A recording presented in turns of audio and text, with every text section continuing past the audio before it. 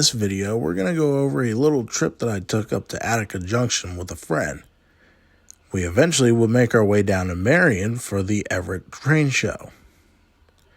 Our morning starts off at Attica Junction, where we witness eastbound I-168 on the Willard sub, preparing to slam the diamond.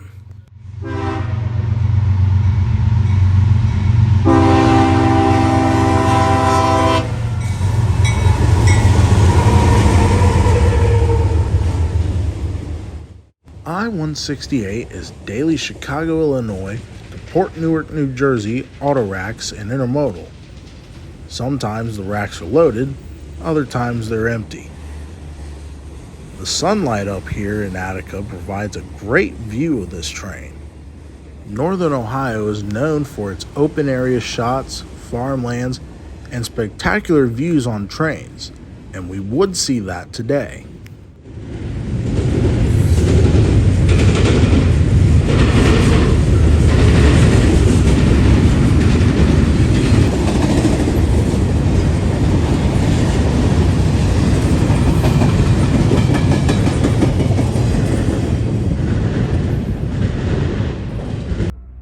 Cool thing about Attica Junction is that you really don't have to wait too long for trains to show up. We got a high green signal here for NS train 50W not long after I-168 cleared. And in the distance you can see a high green for a northbound, timetable westbound. 50W comes out of northern Indiana and goes to somewhere in North Carolina. Not exactly sure where. Attica Junction is a favorite place for rail fans of North and Central Ohio because of all the lush open space you have to work with, such as the example like this. I can get a view from State Route 4 all the way up to the Diamond.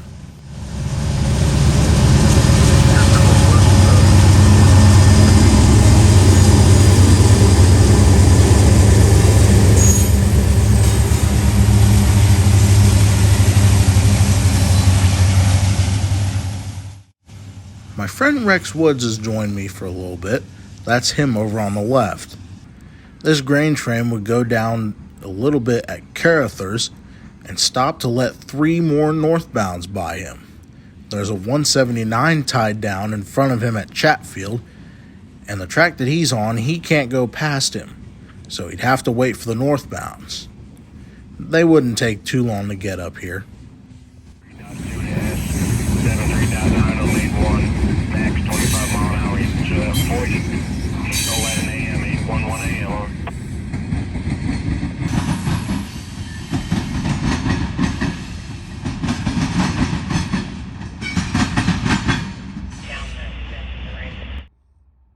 Not even 5 minutes after 50W had cleared, northbound 277 came rolling in. 277 is daily Norfolk, Virginia to Chicago, Illinois. He'll make a left turn at Bellevue in a couple miles.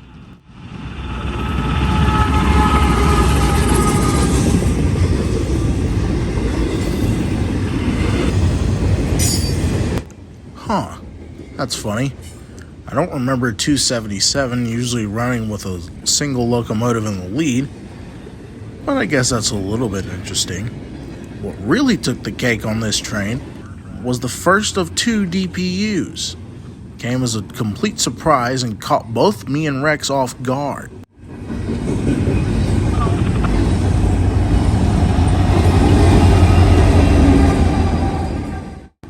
The SD70M-2 number 2749 wasn't a big, but it was a pretty good surprise. NS had recently brought about 40 of these back into service. Now they're all getting rebuilt into SD70 ICCs, which 2 of them in numbers 1250 and 1251 have currently been released as of this video. Now, I didn't get the SD70M-2 into SD70 ICC info from just nowhere. I got it off of the ns-9.com roster site and off the altoonaworks.com Facebook group. They're usually pretty helpful with updates on certain locomotives and rebuilds and whatnot. Let's continue.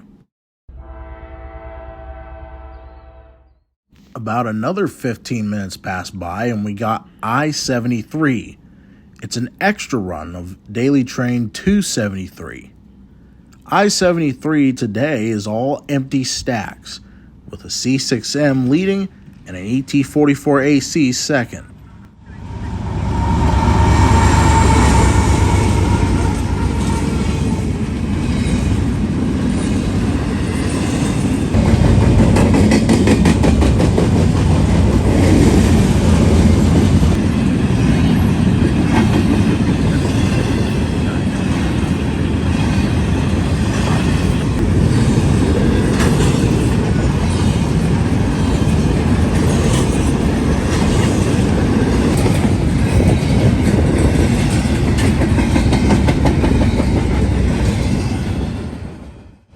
Milepost 81.4, track 2, no defects.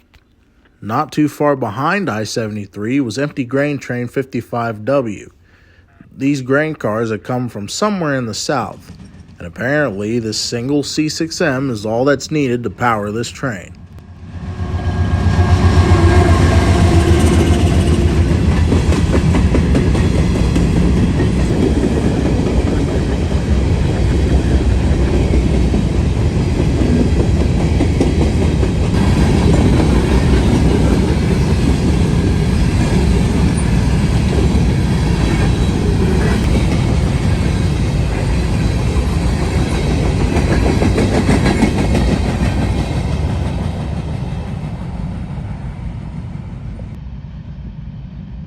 We waited for about 20 minutes to see if anything else was coming. At about that time, L339 came flying west out of Willard. This is a daily load local manifest out of Willard. It goes to Columbus, Ohio's Parsons Yard.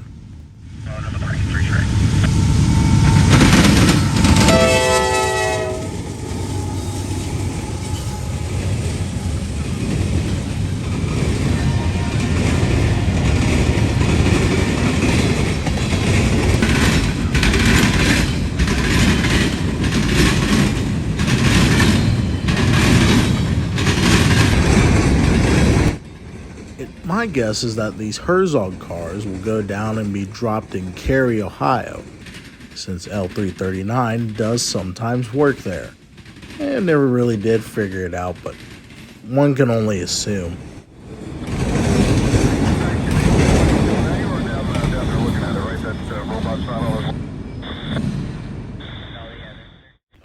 The only thing that was left up at Attica was this M566, but we didn't stick around for him. Next to the Sandusky Line, just north of Marion, is the Calvary Bible Baptist Church on Lynn Hipshire Road. We ended up pulling off here for a meet between two intermodals, 28N and 267. 267 down there waiting under the Pennsylvania Coal Tower. Amazing that thing is still standing. It's not very long after that 28N appears from the north. 28N is hot intermodal and trailers out of Chicago, Illinois to Charlotte, North Carolina. Of interest on this 28N was the SD70 ACU on the point. You don't see many of those on road service, especially with many of them sold off to PRLX and some as helper service in Altoona. I got a nice shot with him and Rex in the foreground.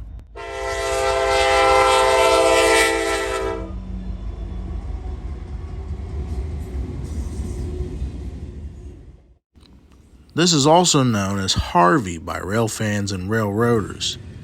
The control point Harvey is actually about a half mile north of where we were. The double track through Marion singles up going north at Harvey and doesn't become double track unless for a siding at Benson, in Bucyrus, and then again at Chatfield, all the way into Bellevue.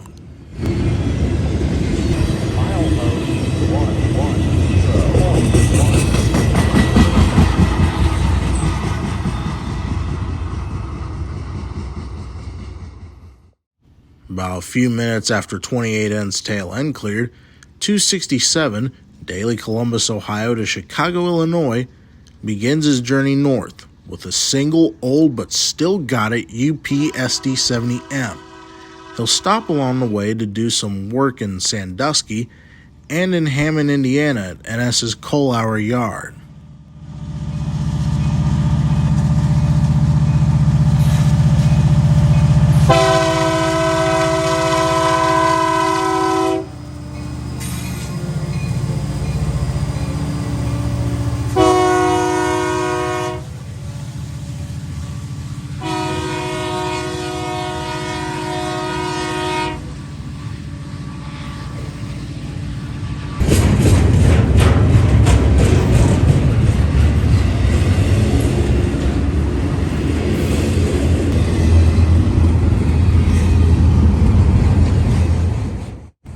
After 267 cleared, we moved into our last spot for the day, and during Everett's train show, Marion.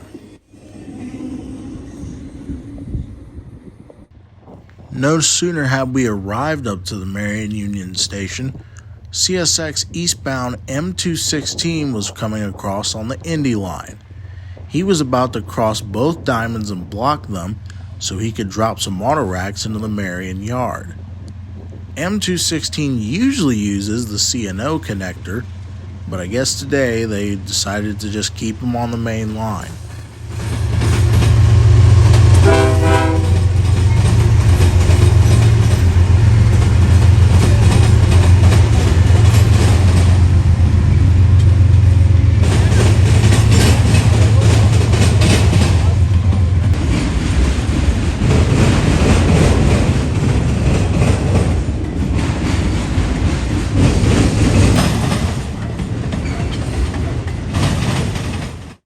While M216 began his shenanigans, I decided to go check out the Model Railroad Club. They had a nice little collection sitting out here. CSX 3194, BN, Erie Lackawanna F units, Santa Fe SD 40-2, the nickel plate 8100 NS Heritage unit and 765 hooked up together. That one's always a classic one. Over there is CSX Yard Switcher and Santa Fe Caboose. On the other side, two Wheeling Lake Erie SD 40-2 sit parked with an empty coal train. An NS SD 60M ex-Conrail can be seen sitting in a yard. Sitting near the SD 60M was the NS Lackawanna Heritage Unit number 1074. I can tell that they polished it. In the roundhouse were a couple of old novelties as well. And while I was in here, I almost missed the next train. Hit red hot eastbound I-008 on the Indy line as he blows by the station.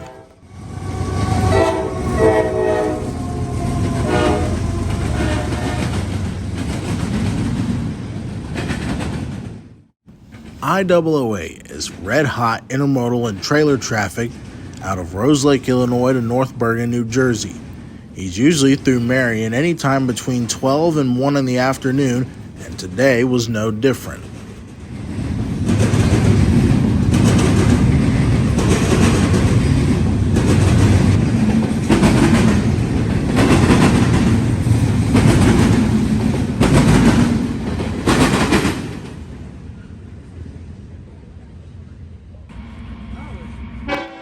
About an hour or so after I-008 cleared, northbound NS train 178 was up next. A nice little treat for this train was that he had an SD 40-2 third out. It was dead in tow, but still pretty cool to see an SD 40.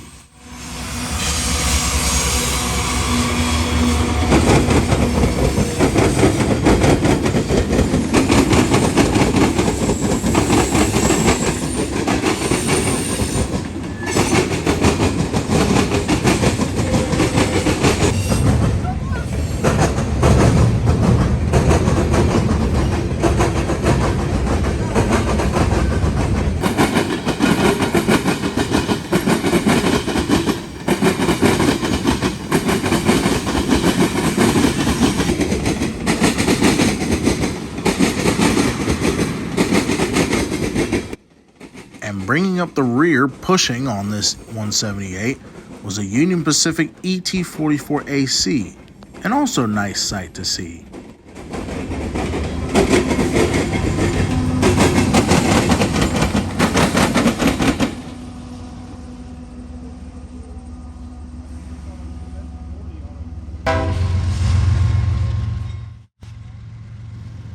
And there we see M216 gliding across the diamonds again, pulling east of the yard. Right there is Michael Scott. His YouTube channel name is Michael Scott Lumity Cannon 4131. I'll put it down in the description. Now, I honestly thought that M216 was all done with his work. And just when I had to say it, 216 stops again. Guess he's got to go back and hook onto his train. And while he's doing that, he's blocking another NS northbound and an NS southbound. So the wait continues. Unlike the I-73 we saw at Attica Junction, this train coming up north on the NS is the real 273, with a pretty good lash up too, with a WFRX Mac trailing third out.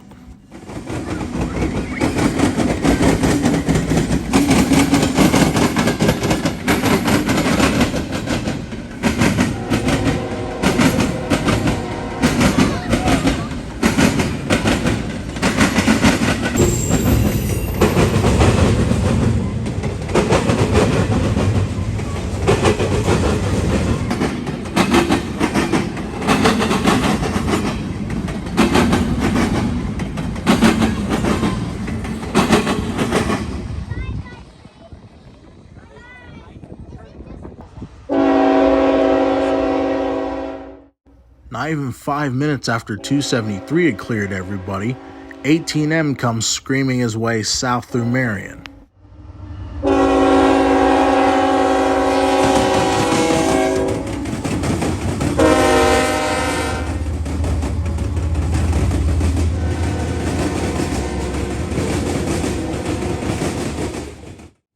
I sincerely apologize if the camera was a little bit shaky, but I was filming on the steps and a bunch of people were coming back up and down them at the time I was filming.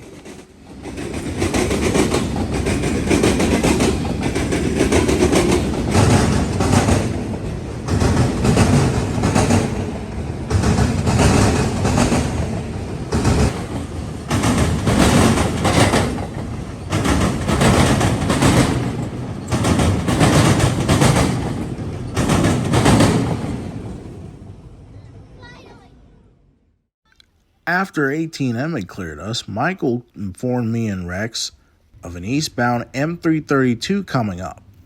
We were surprised with the vintage power that he had today. An AC44CW leading a C40-9W followed by a C44-8W. Pretty cool.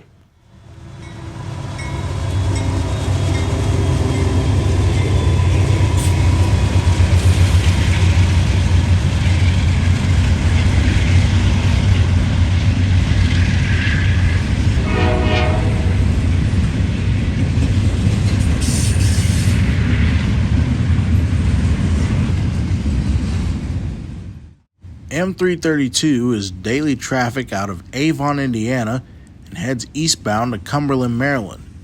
At one point, this train was, I believe, 3 separate ones. It was a separate intermodal, a separate auto-rack train, and a separate manifest train, until eventually those 3 were combined together.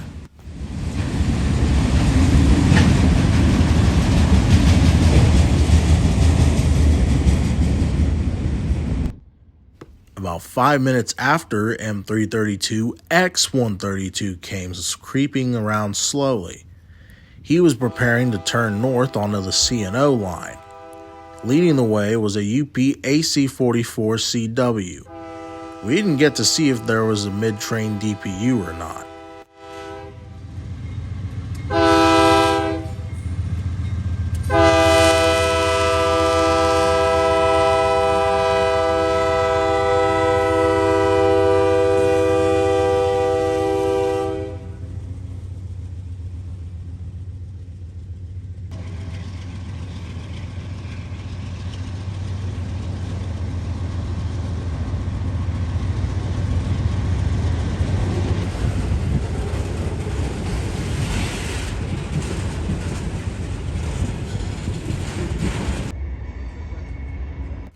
Our last train on this nice day was southbound NS 266, daily Chicago, Illinois to Columbus, Ohio.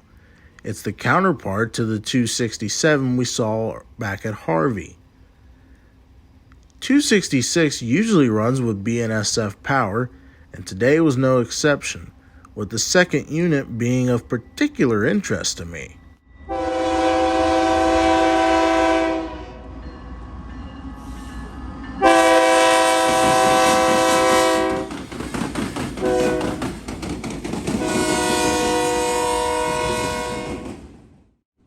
The second unit, number 1013, was still in BNSF Heritage 1 paint. Also, a little bit of something you probably didn't notice, the second unit was missing its number boards. This unit also has no PTC in it, so it probably would not lead coming back the next day. But it still was a pretty nice ending to cap off this day in Central Ohio. Well guys, I hope you enjoyed this video. I'm CSC Productions, and I'll see you guys in the next one.